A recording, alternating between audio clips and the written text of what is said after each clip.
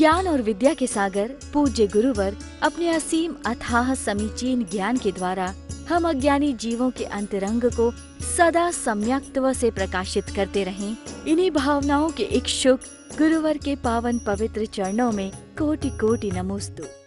लक्ष्मी घनाश्लेष प्रभवानंदन नंदितं निष्ठितार्थमजं नौमि परमात्मानमव्ययम्। आज ज्ञानार्णव ग्रंथराज के माध्यम से जो 12 भावनाओं का प्रकरण चल रहा था उसी को आगे बढ़ाते हुए अन्यत्व भावना के विषय में विचार किया जाता है। आप लोगों ने अनित्य भावना, अशरण भावना, एकत्व भावना, इनका विस्तार से ज्ञानार्णव ग्रंथ के माध्यम से वर्णन सुना है। 12 भावनाओं का यह क्रम और आगे बढ़ता है।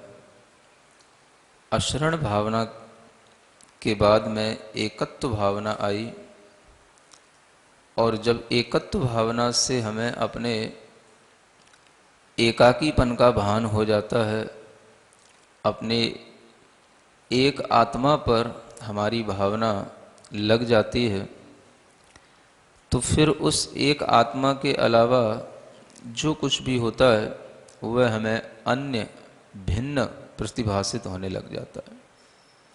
इसी को अन्यत्व भावना कहते हैं।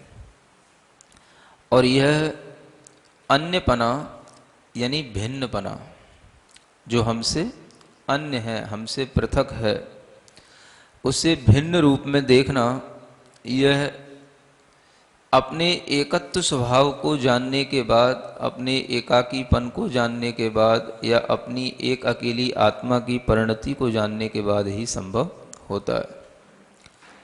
वह अन्यपना कैसे विचार में लाया जाए, कैसे हम अन्यत्व की भावना करें, इसी को आगे बढ़ाते हुए आचार्य शुभचंद्र महाराज कहते हैं, अयमात्मा स्वभावेन शरीरादेर्विलक्षणः चिदानन्दमयः शुद्धो बन्धं प्रत्येकत्वमपि।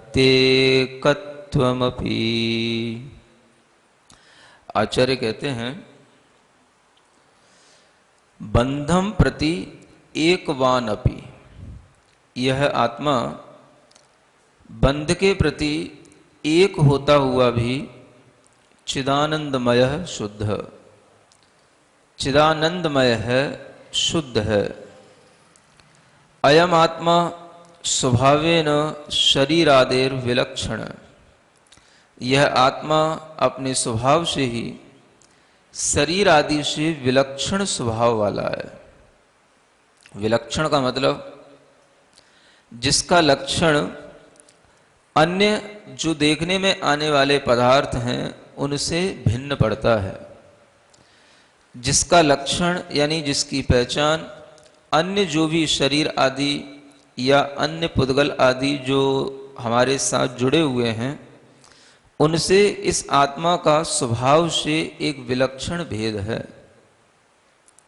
आप देखते हो जब भी कभी कोई व्यक्ति कुछ थोड़ा सा अलग जैसा काम करता हुआ दिखाई देता है, कुछ विशेष काम करता हुआ दिखाई देता है, तो आप उससे कहते हो भैया ये तो विलक्षण है, एक अलग ही प्रतिभाशाली है, अलग ही विलक्षण स्वभाव का है।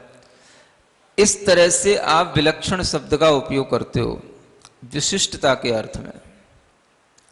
अनेक लोगों से जिसकी कोई पहचान भिन्नपने से बने, विशिष्टता के साथ में कोई अपने क्रियाकलाप करे, तो आप उसे विलक्षण के रूप में कहते हो।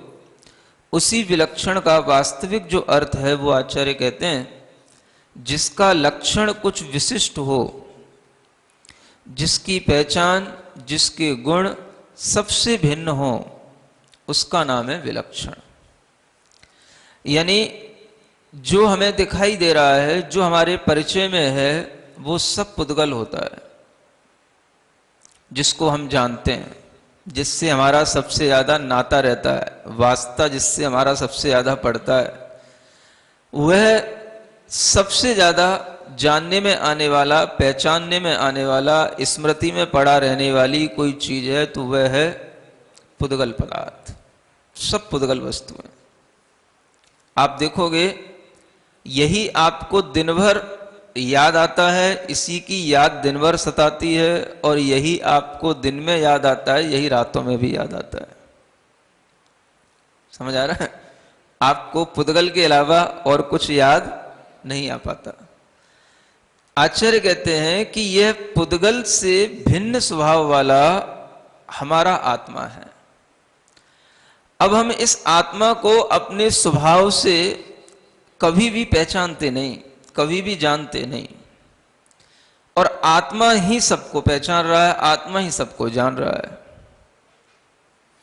ये कितनी विचित्रता की बात है, या कितनी कहना चाहिए बेढंगी बात है, यह उल्टी बात है कि आत्मा सब पुद्गलों को जानता है, सभी पुद्गल पदार्थों से अपना परिचय लेता है, सबको जान रहा है, लेकिन वह अपने को नहीं जान रहा है, या इनसे भिन्न लक्षण वाला मैं हूं ऐसा नहीं पहचान रहा है।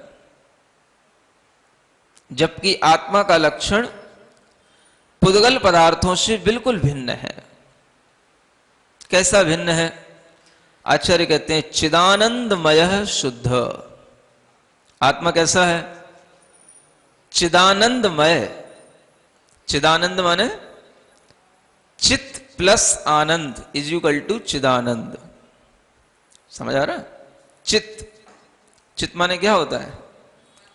जानते नहीं हो? चित, चित माने चित्त पड़ जाना नहीं है कि मैंने उसको चित्त गिरा दिया, इसका नाम चित्त हो गया। चित्त माने चेतना होती है, हा? चित्त आधा ता के साथ में ची शब्द जब जुड़ता है तो चित्त कहलाता है। उसमें ही हमने देखा आनंद जो है वो उसी में है, तो उसके साथ आनंद जोड़ा तो वो कहलाता है चिदानंद। समझ आ रहा है? अगर उसके साथ में सत शब्द और जोड़ दिया जाता है तो बन जाता है सच्चिदानंद। क्या बन जाता है? सच्चिदानंद। सुना है ना नाम? तो इसमें तीन शब्द हो गए, सत प्लस चित प्लस आनंद। यही हमारा वास्तविक स्वरूप है, सच्चिदानंद। सत का मतलब है कि उसका अस्तित्व मानना, उसको पृथक रूप से सत अस्तित्व के साथ में स्वीकार करना। मेरी आत्मा का, चैतन्य आत्मा का सत अस्तित्व है, और जो आनंद है वो आत्मा में है, चैतन्य स्वभाव में है, चिदानंद इसी को बोलते हैं। जब हमें अपने आत्मा के एकत्व भावना में गुजरने का भाव आने लगा कि मैं एक हूं, तो अब उस एकत्व आत्मा में भी क्या जुड़ा हुआ है वो यहां बताया जा रहा है। आपने ये तो मान लिया एकत्व भावना से कि मैं अकेला ही हूं, संसार में अकेला ही जीता हूं, अकेला ही मरता हूं, अकेला ही अपने कर्मों का फल भोगता हूं, और अकेला ही हमेशा सुख दुख को भोगने वाला बना रहता हूं। ये तो आपने अच्छे ढंग से एकत्व भावना में सीख लिया। अब यहां आचार्य बताते हैं कि उस अकेले में भी आपका वास्तव में क्या है। ये तो आपने अकेलेपन की जो भावना कर ली कि मेरा आत्मा ही सब कुछ सुख दुख का अकेला ही भोगता है, अकेला ही आत्मा जीता है, अकेला ही मरता है। अब उस आत्मा में क्या है जिसके कारण से वो अकेला ही जीता है, अकेला ही मरता है? क्यों मरना पड़ता है आत्मा को? आत्मा हमेशा जीता ही क्यों नहीं रहता है? क्यों आत्मा को बार बार सुख दुख का भोगी बनना पड़ता है? क्यों आत्मा को बार बार नए नए कर्म करने पड़ते हैं और नए नए कर्मों का फल भोगना पड़ता है? क्यों करना पड़ता है? तो आचार्य कहते हैं जब तक हम अपनी आत्मा को अपने ही कर्मों से भिन्न, जिन कर्मों का हम फल भोग रहे हैं, जिन कर्मों को हम कर रहे हैं, उन कर्मों से भिन्न चिदानंदमय शुद्ध नहीं मानेंगे, तब तक आपके लिए वह अन्यत्व भाव नहीं आएगा कि मैं कर्मों से अन्य हूं, कर्मों से भिन्न हूं। समझ रहे हैं? एकत्व होने के बाद भी अभी आप एकत्व की परिणति में नहीं आए।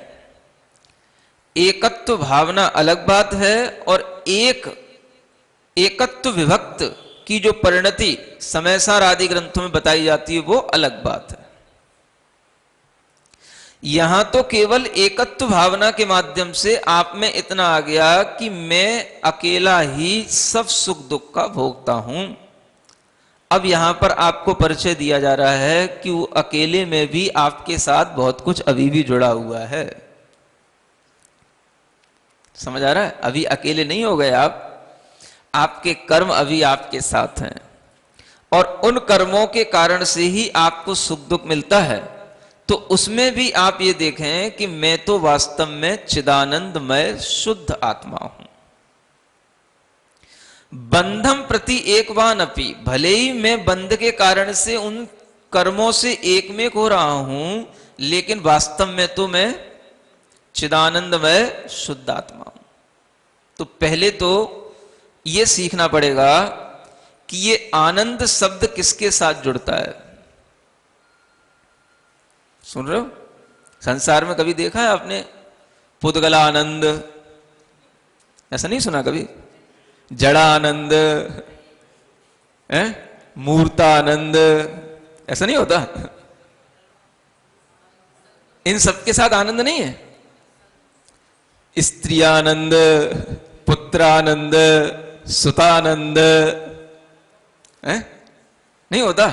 ग्रहानंद, आनंद तो सब इसके साथ जुड़ा हुआ है। वनिता आनंद, आनंद इसके साथ नहीं जुड़ा हुआ? कभी ये शब्द नहीं कहीं पढ़े आपने? किसी का नाम नहीं मिला?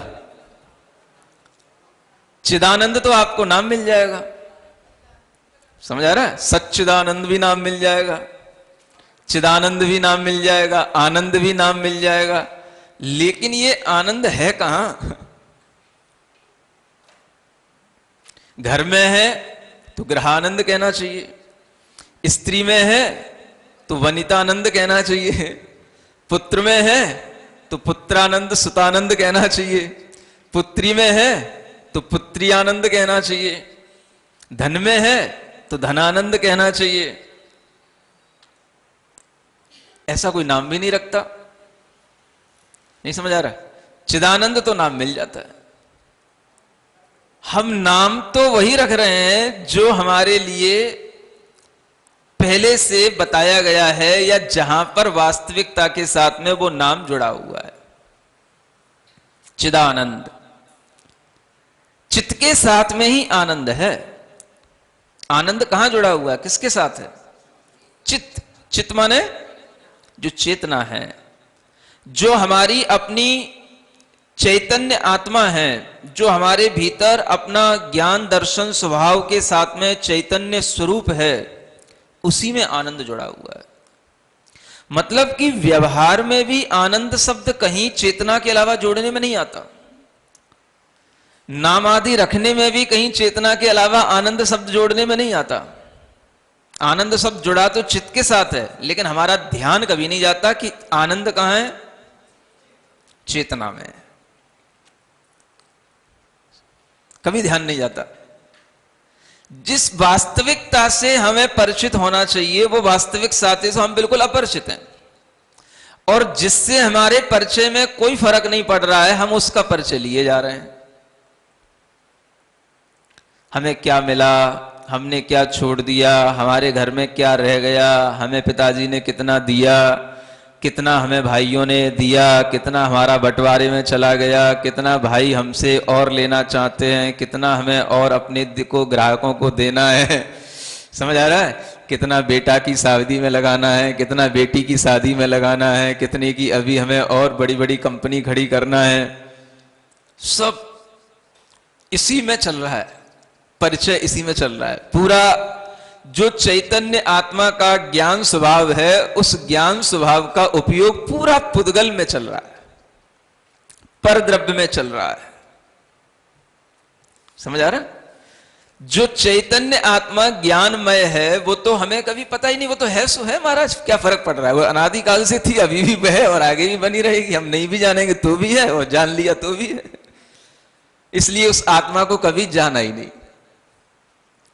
आनंद कहां है, ये शब्द भी अगर आप व्यवहार में देखोगे तो आनंद शब्द जुड़ा हुआ मिलेगा चित्त के साथ, चेतना के साथ, आत्मा के साथ, ज्ञान के साथ। समझ आ रहा? कभी भी ये आनंद शब्द आपको जड़ के साथ, अचेतन के साथ, ग्रह आदि के साथ ये जुड़ा हुआ कहीं व्यवहार में भी नहीं मिलता। जब उस शब्द में ही कहीं दम नहीं है, या वो शब्द ही ऐसा नहीं है जो आनंद पुद्गल के साथ जोड़ने वाला शब्द भी कहीं व्याख्यायित हो रहा हो या बन रहा हो, तो भी हमें कभी विचार नहीं आता कि ये आनंद है कहां। बस कहीं शास्त्रों में कोई शब्द रह गए या कोई परंपरा से जो शब्द चले आ रहे हैं, बस उन्हीं शब्दों के कारण से हम वो शब्द तो रख लेते हैं। हो सकता है कि उसके हम बड़ी बड़ी संस्थाएं भी बना लें, उस नाम पर ग्रुप भी बना लें, लेकिन हमारा ध्यान कभी उस ओर नहीं जाता कि ये आनंद कहां बिलोंग करता है,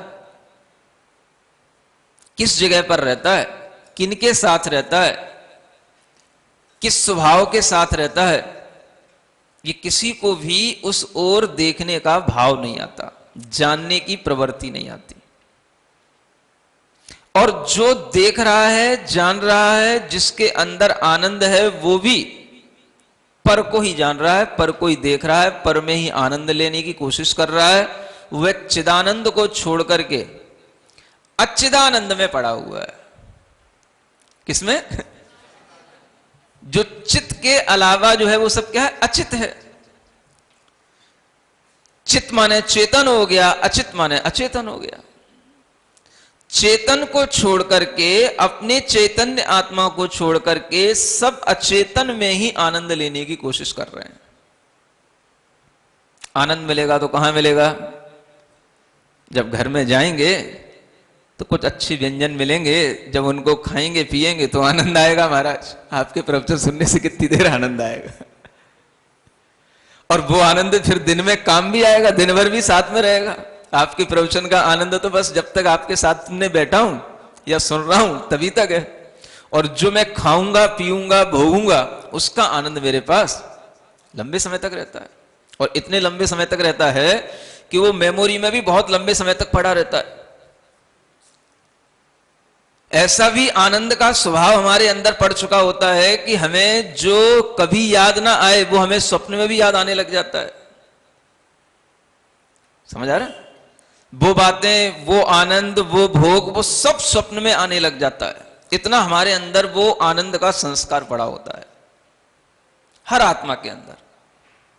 कभी आपको स्वप्न में आता है कहीं कि मैं चिदानंद स्वभाव वाला हूं, मैं चैतन्य का आनंद लेने के लिए, ध्यान करने के लिए सम्य गर्भ के पहाड़ पर बैठा हूं? कभी ध्यान आता है ऐसा? नहीं आता। चिदानंद का आनंद लेने के लिए मैं सामायिक कर रहा हूं, मैं ध्यान कर रहा हूं, मैं भगवान के सामने बैठा हूं, कभी याद नहीं आता, कभी नहीं आता।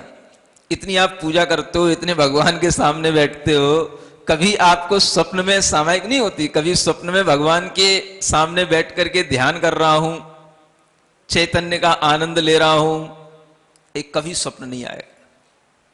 स्वप्न में क्या आएगा? जो हमने दिन में या पहले या कभी हमने भोगने का जो संस्कार डाल रखा है, वही हमारा अपने आप रात्रि में, स्वप्न में या दिन में भी कभी जब आप सोओगे तो स्वप्न में वही आएगा। समझ आ रहा? ये हमारे भीतर परिणति जो आज दिखाई दे रही है, ये आज की नहीं है, ये हमारी परिणति अनादिकालीन परिणति है। हम बंधे हुए हैं, इसलिए यहां आचार्य कहते हैं बंधम प्रति एक वान अपि। अपि माने भी, यानी बंध के प्रति तो हम एक हैं, यानी बंध की अपेक्षा से देखें तो हम एक हो रहे हैं, लेकिन वास्तव में अगर हम देखें तो हम जो है उस बंध से भी रहित हैं। बंध माने किसका बंध? जो हमारी आत्मा में हमारे कर्मों का बंध है, और उन्हीं कर्मों के कारण से हमारे अंदर वो संस्कारों का बंध हो गया है। संस्कार आखिर किस तरह से बनता है आत्मा में? कर्म के रूप में ही वो संस्कार बंध जाता है। हमने कहा मोहिनी कर्म, आपने क्या समझ लिया? मोहिनी नाम का कोई कर्म है। आपने कभी ये नहीं सोचा कि मोह का संस्कार ही हमारी आत्मा में बंध गया, इसी को मोहिनी कर्म कहा जाता है। जो चीज बंध रही है वो दूसरे पुद्गल परमाणुओं के माध्यम से तो बंध रही है, लेकिन हमारे भावों के कारण से वो और हमारा भाव दोनों एक मेक हो रहे हैं, एक रूपपना आ रहा है। तो बंद हो रहा है हमारे भावों में, और बंद हो रहा है हमारे संस्कारों का, हमारे कर्मों के माध्यम से हमारी ही आत्मा में। और यही बंद हमारे लिए हमेशा किसी भी गति में पहुंचे, अपने आप हमें यह बंद के अनुसार ही भाव ज्ञान अपने आप उत्पन्न हो जाता है। जैसा राग किया तो राग का भाव आएगा, द्वेष किया तो द्वेष का भाव आएगा, मोह किया तो मोह का भाव आएगा। ये भाव बंध ही हमारे लिए बाद में द्रव्य बंध का कारण बनने के बाद फिर से भाव बंध माने भाव को पुनः उत्पन्न करा देता है। इसी को बोलते हैं संस्कार। अब ये संस्कार जो हमारी आत्मा में पड़ा है, इसको अगर हम तोड़ना चाहते हैं तो उसका एक ही उपाय है। आप कर्म बंध से, कर्म के फल से, पुद्गल से अपने चित्त स्वभाव को, अपने ज्ञान स्वभाव को उससे अलग जान करके ये मानने की अब भावना करो कि मैं चैतन्य में आनंदित हूं। मेरा आनंद कहां है? चैतन्य में। कर्म से जुड़ के तो मैं अशुद्ध होता हूं, राग द्वेष मोह करके तो मेरी आत्मा अशुद्ध होती है, लेकिन मेरी आत्मा का स्वभाव अशुद्ध नहीं है, मेरी आत्मा का स्वभाव शुद्ध है।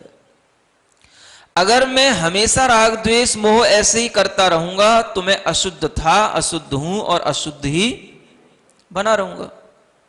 शुद्ध बनना है तो क्या करना है? हमें पुद्गल द्रव्य से अपना ध्यान हटाना है, क्योंकि पुद्गल का ध्यान आते ही हमारे अंदर राग पैदा होता है।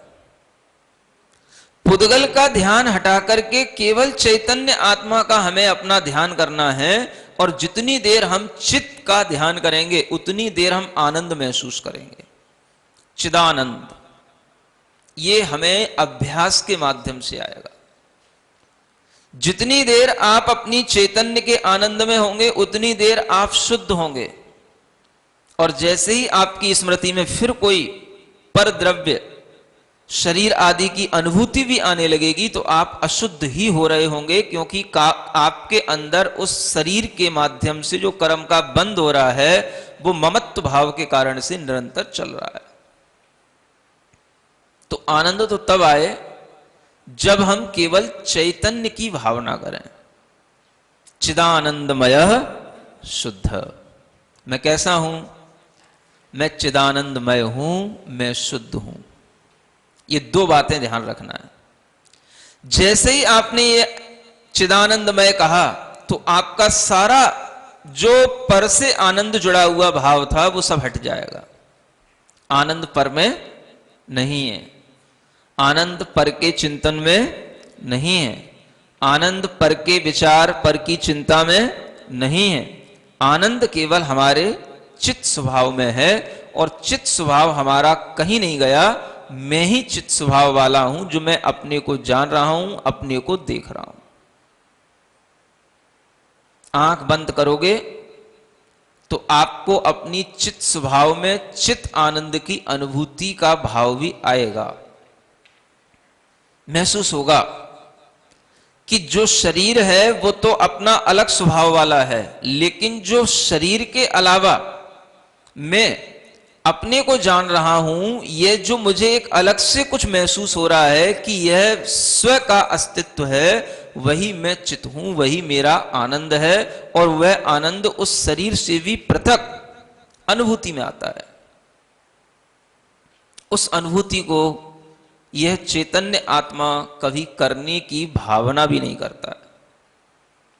अनुभूति तो बड़ी चीज है, अगर भावना भी की जाए तो भी जैसे ही पर परिणति से आपकी पृथकता होगी, पर परिणति से आप अलग होंगे, आपके अंदर अपनी स्व परिणति का आनंद आएगा और वह स्व परिणति के प्रति जो आपका लगाव होगा वो आपको बहुत निर्विकल्प और निश्चिंत बनाएगा। लेकिन ये तब होगा जब आपको अच्छा विश्वास जम जाए, मैं कैसा हूं, चिदानंदमय हूं।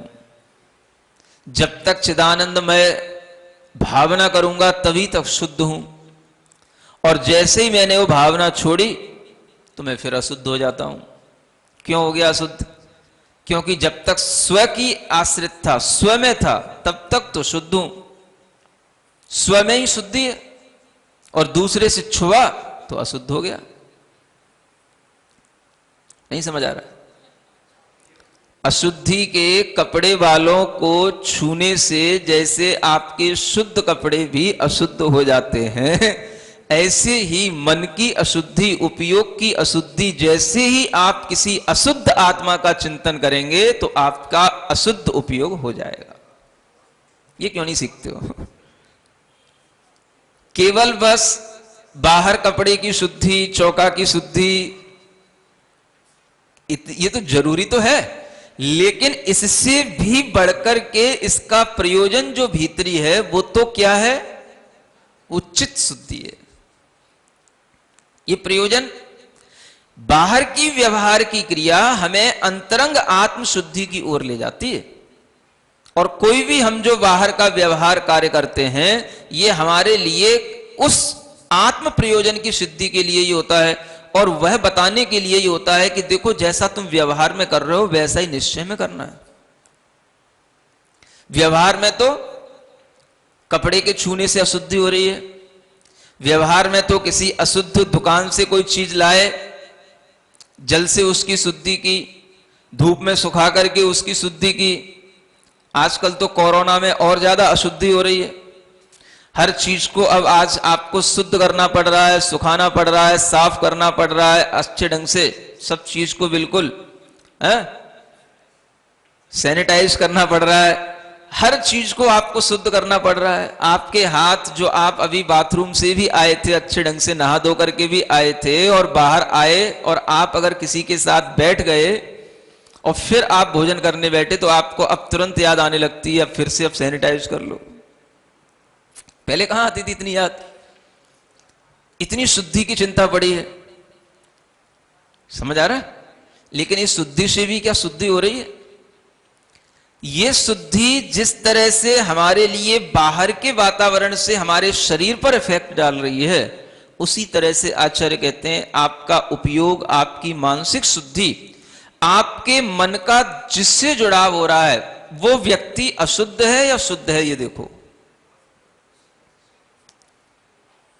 विचार करो, अब हम अपने मन से जिस व्यक्ति के साथ में जुड़ रहे हैं वो व्यक्ति अशुद्ध है कि शुद्ध है? उसकी आत्मा अशुद्ध आत्मा है कि शुद्ध आत्मा, ये बता दो बस।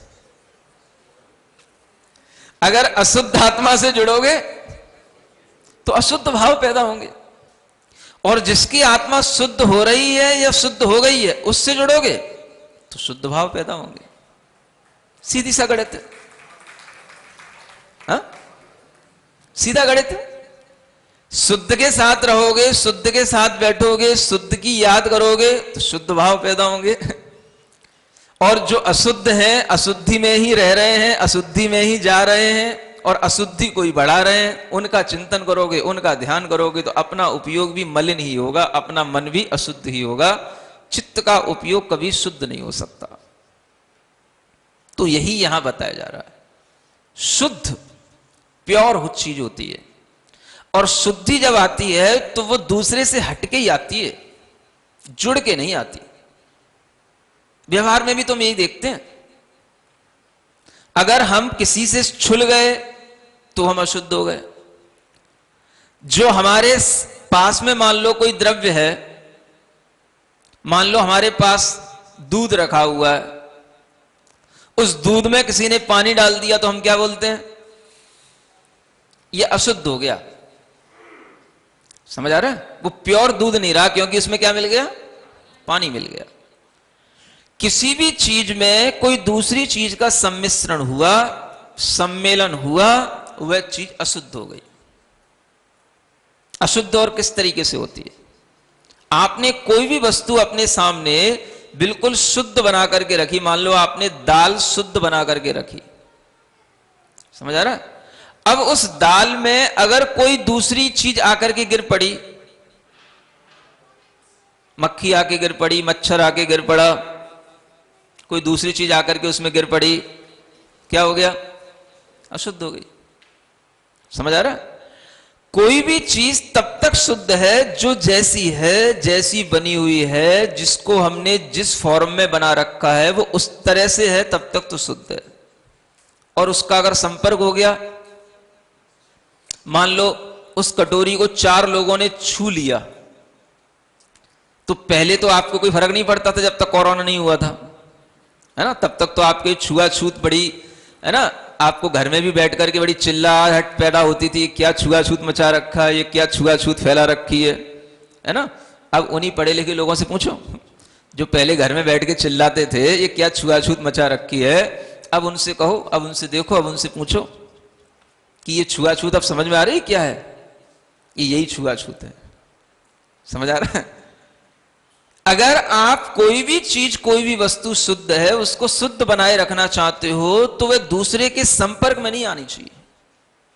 पर संपर्क में आई वो चीज अशुद्ध हो गई। कोई भी पेय पदार्थ है, दाल है, खाने की चीज है, वो जब तक आपके लिए कहीं से बनकर के आई और आपके ही पास आई, आपने ही पहले छुआ, तब तक तो वो शुद्ध है आपके लिए। समझ आ रहा है ना? और अगर कहीं दूसरे के पहले सामने पहुंच गई और फिर आपके पास आई, अच्छा एक बात बताओ, आप लोग होटल में तो जाते ही खाने समझ आ रहा है ना? है? अभी कोरोना की वजह से बचे हुए हो तो कोई त्याग व्याग तो है नहीं, है ना? तुम जैसे लोग क्या त्याग करोगे है ना? तो वो तो जब तक कोरोना से मरोगे नहीं तब तक त्याग व्याग करने का भाव आएगा भी नहीं। तो ये कोरोना इसीलिए मैं कह रहा हूं बहुत अच्छा है, कम से कम इसने सिखाया लोगों को, है ना, कि छुआछूत का वास्तविक वैज्ञानिक महत्व क्या है, ये आप सबकी समझ में आ रहा है। छुआछूत का वैज्ञानिक महत्व समझाने के लिए इस कोरोना ने बहुत अच्छे समझाया है। आपने कपड़े पहने, किसी से छू लिए, क्यों अशुद्धि हो गई? अब समझो उसमें कोरोना लग गया। समझ आ रहा है ना? हाँ, वो कोरोना किसी तरीके से भी आ सकता है। आप चल रहे हो, रास्ते से चलते हुए जा रहे हो, कितने ही लोगों के वहां पर कोई थूक पड़े रहते हैं, कुछ पड़े रहते हैं, आपके जूतों के साथ चले गए, आपके पैरों के साथ चले गए। जब आपसे कहा जाता है कि मंदिर में जाने से पहले पैर धो के अंदर प्रवेश करो, क्या छुआछूत मचा रखी है? हम तो शुद्ध आए थे, अपने बूट पहन करके, अपने सॉक्स पहने हुए हैं, और कई लोग तो मौजे पहन के ही अंदर घुस जाते मंदिरों में। उन्हें यह नहीं लगता कि मौजे भी उतने ही अशुद्ध हैं जितने जूते अशुद्ध होते हैं। कभी भी मंदिर में, धार्मिक स्थानों में मौजे पहन करके भी नहीं जाना चाहिए। समझ आ रहा है? ठंड के दिन आने वाले हैं, ध्यान रखना। हाँ, मौजे जो पैर में आपने पहने हैं वो जूतों के संपर्क में रहते हैं, जूतों के संपर्क में रहने से वो मौजे भी अशुद्ध कहलाएंगे। अब संपर्क का भाव समझ में आ रहा है ना? अशुद्ध के साथ जो रहेगा वो अशुद्ध कहलाएगा। हाँ, जूतों के साथ वो मौजे बैठे हैं और उन मौजों में भी अंदर पसीना आता रहता है, उनमें भी जीव उत्पन्न होते हैं। पसीने के अंदर वह मैल उत्पन्न होने के कारण से हमारे शरीर में मैल भी रहता है और उसमें जीव भी उत्पन्न होते हैं। वो मौजे अशुद्ध होते हैं। जब आप उनको भी उतारोगे, जब आप पैर धोगे, तब आप जो है शुद्धि के साथ मंदिर में प्रवेश करने वाले कहलाओगे। और जब तक ये सब कोरोना नहीं चला था तब तक आपको ये वैज्ञानिकता कुछ समझ में नहीं आ रही थी, अब समझ में आने लगी। अभी तक कोई वैज्ञानिकों ने यह नहीं बताया कि ये पैरों के माध्यम से भी कोरोना होता है। अभी बुद्धि है ही कहां लोगों में? मैं बता रहा हूं, और ये ज्ञान भी आने वाला है। जहां कोरोना वाला लोग, जैसे किसी को टीबी हो गई हो, कैंसर हो गए हो, कोरोना हो गया हो, उसके जर्म्स अगर जहां उसने थूक दिया है वहां पर भी रहेंगे, जहां वो खड़ा था वहां पर भी रहेंगे। ज्ञान और विद्या के सागर पूज्य गुरुवर अपने असीम अथाह समीचीन ज्ञान के द्वारा हम अज्ञानी जीवों के अंतरंग को सदा सम्यक्त्व से प्रकाशित करते रहें। इन्हीं भावनाओं के इच्छुक गुरुवर के पावन पवित्र चरणों में कोटि कोटि नमोस्तु।